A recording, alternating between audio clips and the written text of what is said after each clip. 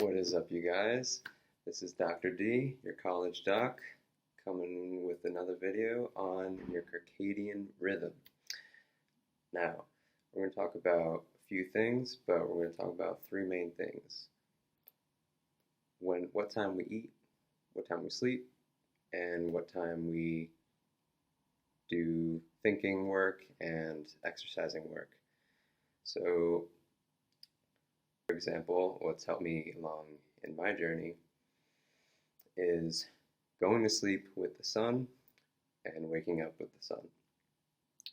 Now, doing this, it's resetting your biological clock, and it's all an endocrine function.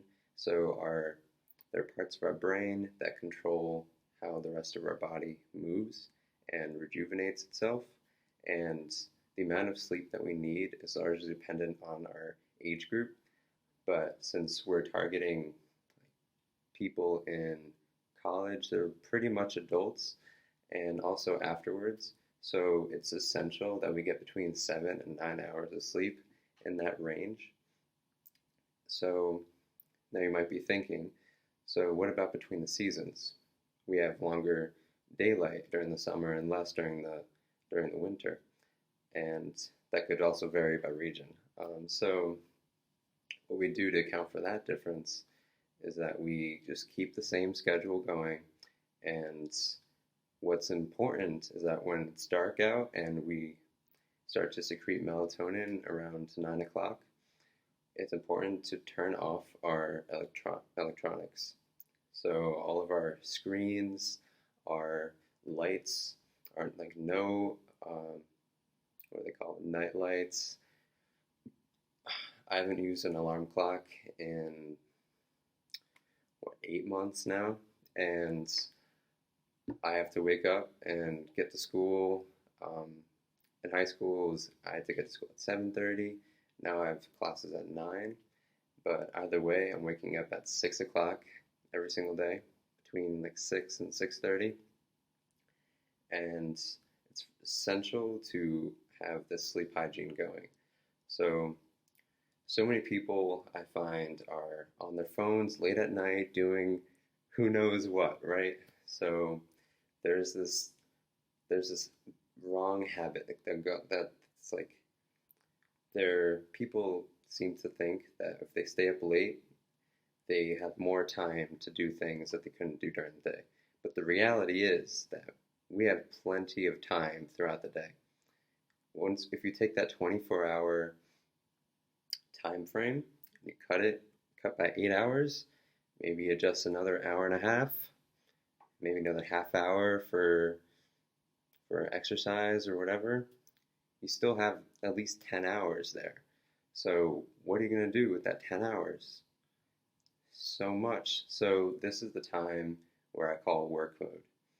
And so we're not working the whole time. In fact, I would recommend working, like doing cognitive activities like writing or like doing whatever your job asks you to do between 9 o'clock and 9 o'clock.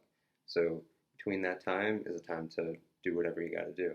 But what's also helped me along in my journey is between 12 and about 4 o'clock is when I'm in this like restful state, sort of. So after my 5 hours of between like 7 and 12 o'clock, the idea is that your brain gets overheated after doing so much because it's like a machine, right? So that's a time where we take a break, we have a big lunch, like big salad for me, and then after I go and take a nap, but for no longer than 30 minutes, because it's been scientifically proven that if you sleep longer than 30 minutes, you'll be groggy. Now, of course, people have their differences due through like genetics. However, it's essential to have a sleep schedule going that's perpetuated throughout the week and is constant.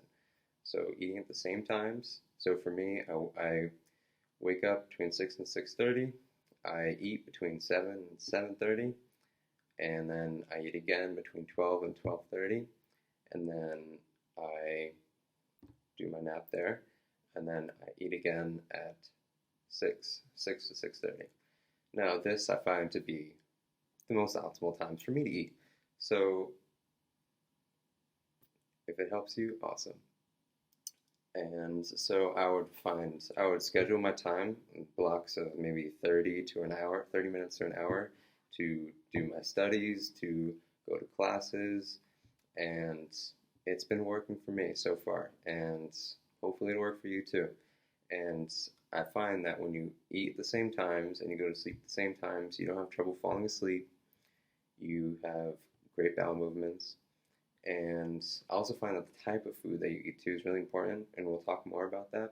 But generally, you want to eat a lot of your uh, like simple, complex sugars in the morning, so a lot of fruits, and then for lunch, you're going to have a lot of complex carbohydrates. So I like to eat a lot of raw vegetables in a big salad, and then for dinner, I like to have cooked vegetables, which sort of gives your digestive system a break over the night so that you're not like working as hard and it's not as much of a strain on your system.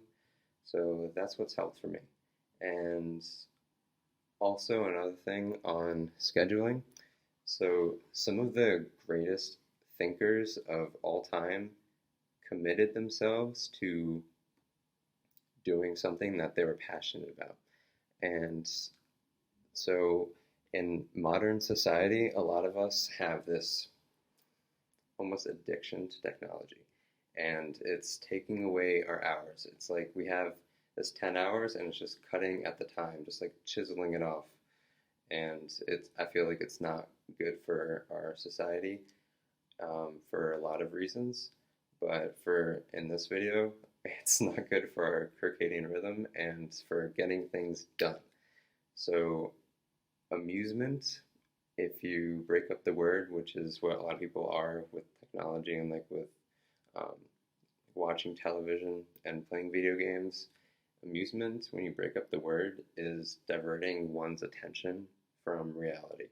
And so if you become like fully present in the time that you have, you can do everything you need to do within the hours of the day when the sun is up, and then you sleep, or you do resting activities like maybe taking a walk in the early morning, or which is also important to do when you wake up and the sun's just rising.